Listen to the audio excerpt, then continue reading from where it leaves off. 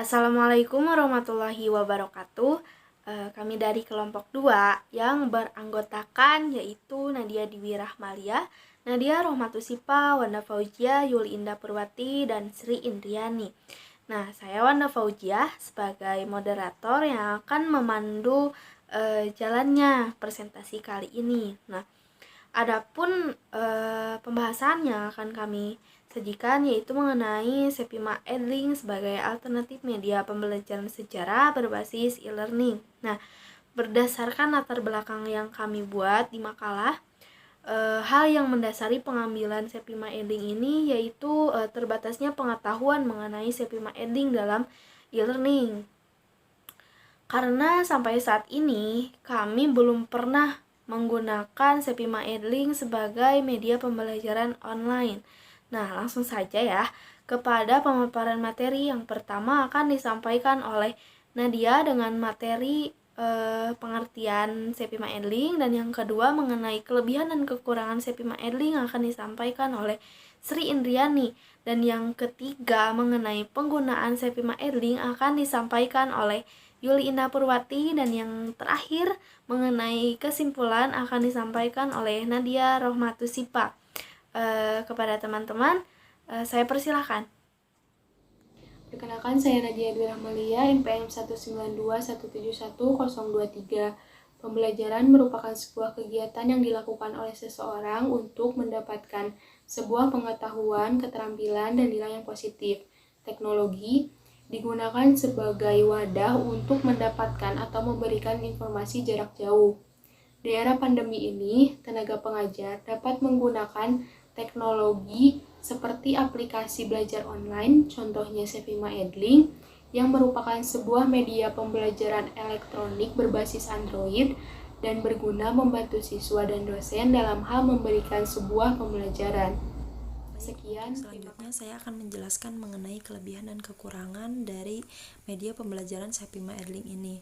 Dan kita juga sudah ketahui bahwa setiap media pembelajaran itu pasti memiliki kelebihan dan kekurangannya masing-masing. Nah, termasuk Sepima Edling ini gitu. Nah, pertama ada kelebihan dari Sepima Edling ini yang bisa dikatakan kelebihannya itu sama dengan media pembelajaran yang lain gitu, yaitu terdapatnya banyak fitur yang bisa digunakan untuk mempermudah proses pembelajaran secara online gitu. Tetapi mungkin ada satu atau dua yang bisa membedakan antara Sepima Edling dengan media pembelajaran yang lain gitu. Nah, pertama fitur di dalam Sepima Edling ini adalah adanya fitur kelas yang dimana dapat digunakan oleh guru untuk membuat banyak kelas ya, sesuai dengan kebutuhannya. Yang kedua ada fitur materi atau bahan ajar yang bisa digunakan oleh guru untuk membagikan bahan ajar, baik itu berupa link, video, gambar, ataupun teks. Nah, yang ketiga ada fitur forum diskusi, di mana forum ini dapat digunakan oleh baik antara siswa ataupun guru dan siswa gitu. Mereka bisa melakukan diskusi melalui kolom komentar. Nah, yang keempat ada fitur tugas, di mana fitur ini bisa digunakan untuk guru untuk membuat tugas yang nantinya akan diberikan kepada siswa untuk dikerjakan sesuai dengan batas waktu yang ditentukan gitu. Nah, yang selanjutnya ada fitur penilaian dan feedback, di mana fitur ini digunakan oleh guru untuk menilai atau merespon hasil pekerjaan yang telah dikerjakan oleh peserta didik gitu. Nah, yang selanjutnya ada fitur kuis, di mana fitur kuis ini bisa digunakan oleh guru untuk membuat kuis baik dalam bentuk apapun gitu, baik itu berupa pilihan ganda atau dalam bentuk lain gitu, untuk menilai seberapa paham peserta didik dalam pembelajaran saat itu gitu. Nah, yang selanjutnya ada fitur berbagi yang bisa digunakan baik oleh peserta didik ataupun guru untuk saling berbagi lah, baik itu berupa link, video, ataupun gambar. Nah, yang selanjutnya ada fitur info acara ataupun survei. Nah, fitur info ini digunakan oleh guru untuk membagikan informasi-informasi kepada peserta didik ataupun Nah, ada juga fitur survei, di mana fitur survei ini bisa digunakan guru untuk mengetahui paham atau tidaknya peserta didik pada materi pembelajaran pada hari itu gitu. Ataupun fitur survei ini juga bisa digunakan untuk dijadikan presensi pembelajaran pada hari itu.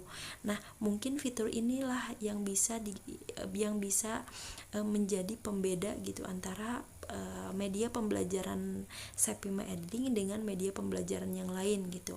Nah, yang selanjutnya ada fitur pesan pribadi, di mana fitur pesan pribadi ini bisa digunakan oleh guru ataupun kelas ataupun anggota di dalam kelas lah. Mereka sama-sama saling bisa mengirimkan pesan pribadi gitu. Nah, selanjutnya ada kekurangan dari Sepima Edling yang kita juga sudah ketahui bahwa media pembelajaran ini sifatnya online, sehingga jaringan ataupun kuota pun harus memadai gitu, supaya terjaminnya atau terjaminlah kelancaran dari pembelajaran pada saat itu. Karena ketika jaringan atau kuotanya tidak memadai atau jaringannya tidak stabil, maka akan mempengaruhi berjalannya pembelajaran pada hari itu. Mungkin saja bisa tertinggalkah atau di dalam diskusi atau apapun itu misal. Dan yang selanjutnya ada terkadang notifikasi di dalam Sepima Edling ini tidak muncul. Misalkan ada informasi yang dikirimkan oleh guru tetapi notifikasinya tidak muncul gitu. Nah, yang selanjutnya tidak adanya fitur audio, sehingga baik itu guru ataupun peserta didik mereka tidak bisa mengirimkan audio di dalam kelas gitu. Nah, yang selanjutnya siswa tidak bisa mengunggah gambar di dalam kolom komentar saat berdiskusi. Dan yang selanjutnya ada guru itu tidak bisa mengupload file lebih dari 3. Dan tidak hanya itu, tetapi guru juga tidak bisa mengirimkan file langsung dari perangkat laptopnya ataupun dari perangkat HP gitu. Tetapi guru tersebut harus mengirimkan file tersebut, dari perangkat ke dalam Sepima Edling terlebih dahulu, lalu mengirimkan kepada peserta didik gitu, lalu di-share gitu kepada peserta didik. Nah, mungkin sekian dari saya. Wassalamualaikum warahmatullahi wabarakatuh. Nah, yang selanjutnya adalah cara penggunaan Sepima Edling.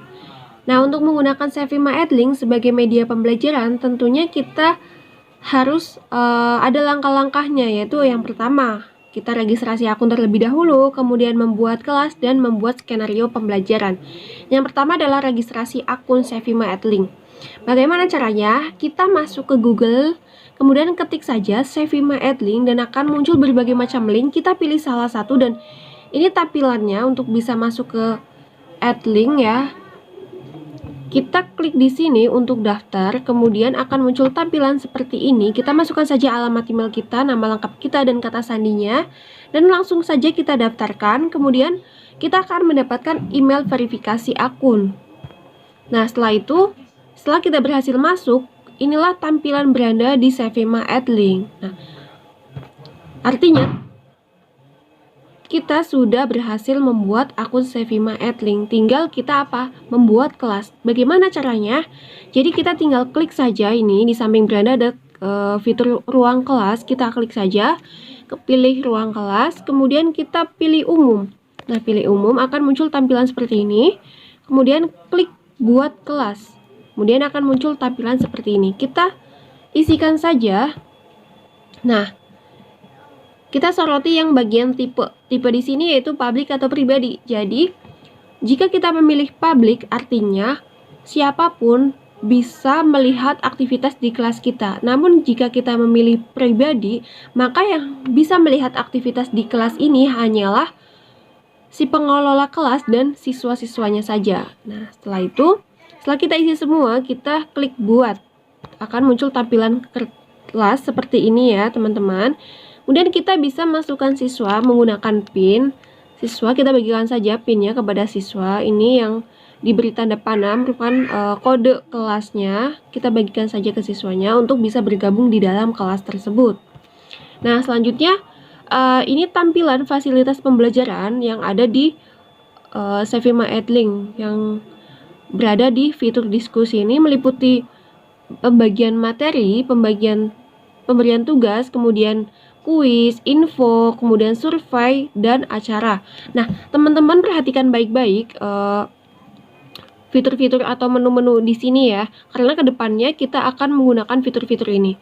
Pertama, nanti kita akan menggunakan info untuk pemberian info awal dalam skenario pembelajaran, kemudian yang kedua kita akan membagikan materinya. Yang ketiga kita akan membagikan tugas, dan yang keempat kita akan memberikan kuis, serta yang terakhir adalah survei pembelajaran. Nah, yang pertama kita masuk ke skenario pembelajaran pembagian informasi kepada siswa. Jadi kita tinggal klik saja yang tadi info ini, kemudian akan muncul tampilan seperti ini. Nah, kita atur saja informasi ini judulnya apa dan sebagainya, dan kita berikan caption atau catatan-catatan yang akan kita bagikan ke siswa gitu.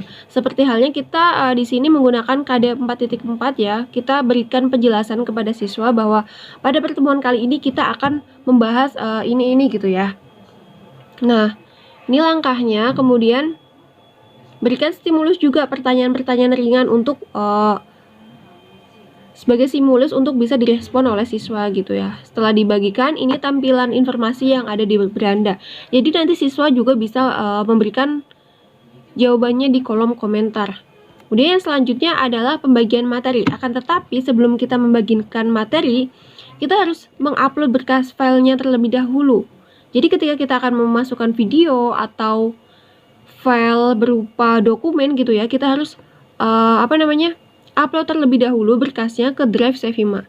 Nah, bagaimana caranya? Kita klik saja di bagian ini, kemudian kita pilih media library. Nah, akan muncul tampilan seperti ini. Kita tinggal tambahkan saja apa yang akan kita upload di sini. Kemudian di sini saya menyisipkan berupa file jurnal dan e-book ya. Nah, sudah kan ya, ini sudah terupload gitu ya. Kemudian kita tinggal bagikan materinya saja. Tadi klik saja icon materi ya, kayak yang info tadi. Nah, akan muncul tampilan seperti ini. Kita di mana sih akan membagikan materinya, kemudian di sesi apa gitu.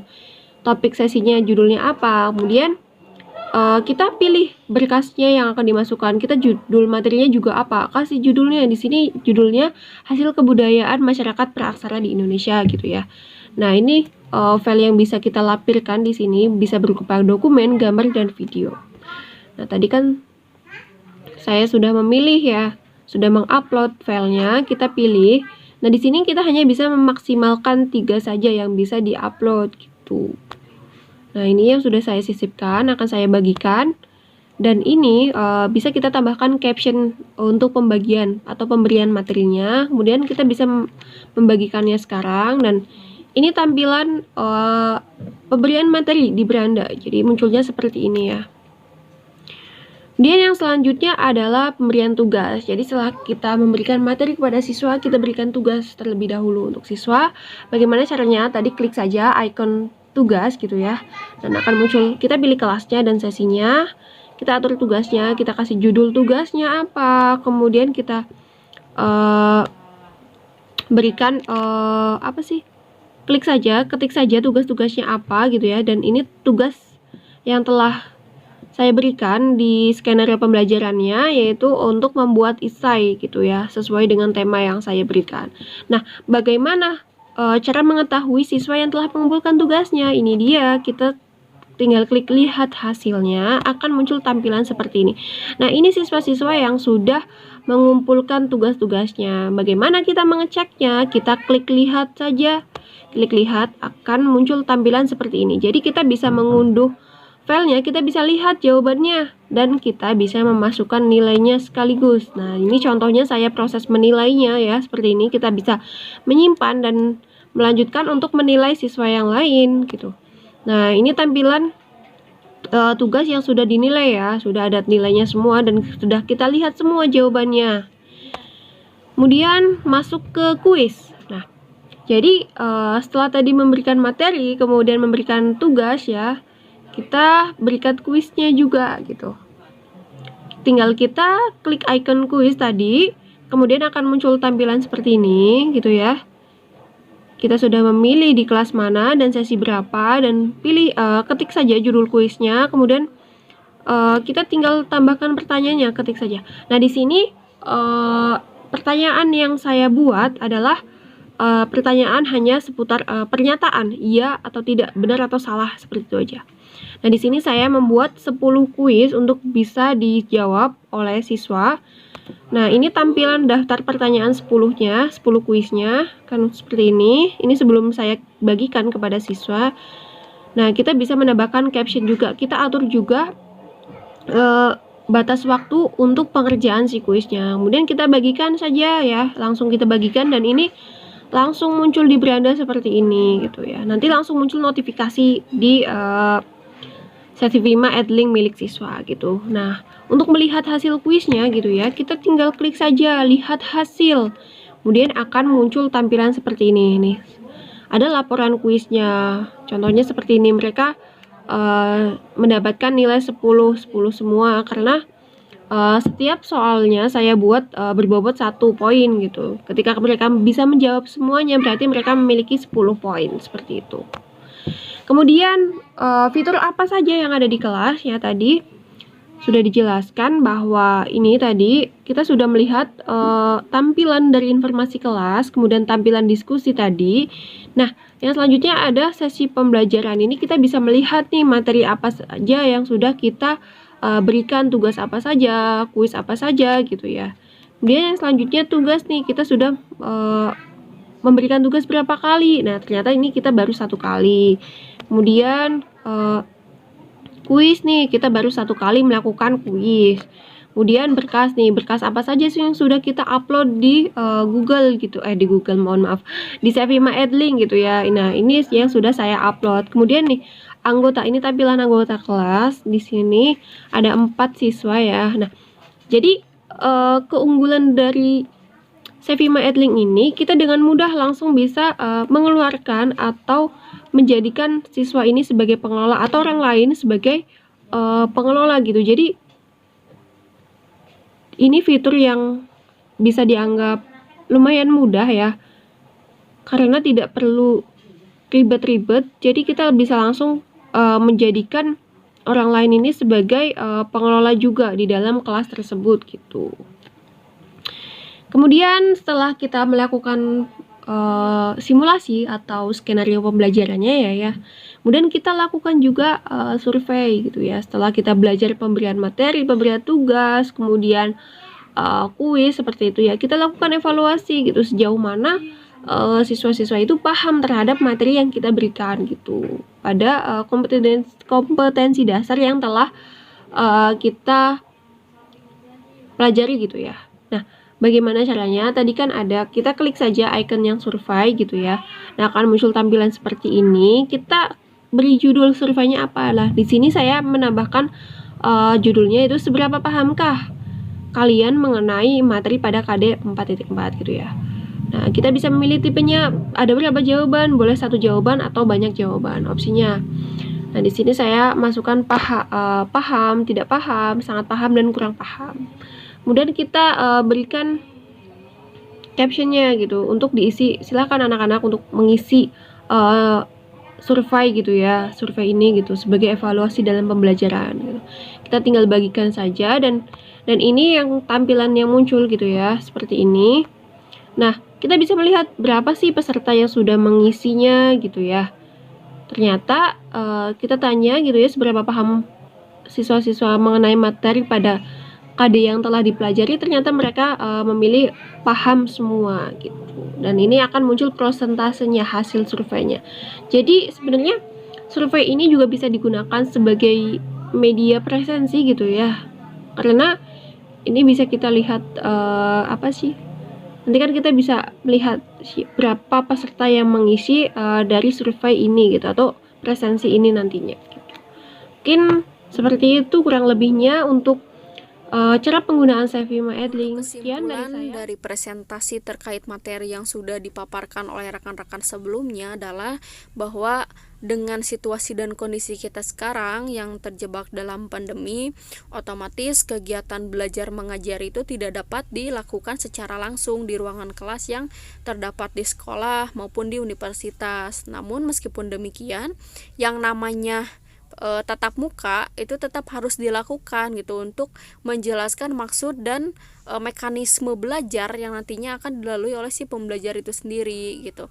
Nah, selain itu alasan kenapa tatap muka harus tetap dilakukan meskipun secara virtual, karena nanti ketika tatap muka itu si pengajar pasti akan memberikan pengajaran gitu ya, akan memberikan pemahaman, akan memberikan pengalaman belajar gitu ya, dimana salah satu contohnya itu adalah dengan mengerjakan tugas secara kelompok dan kolaboratif yang dapat melatih berbagai aspek gitu.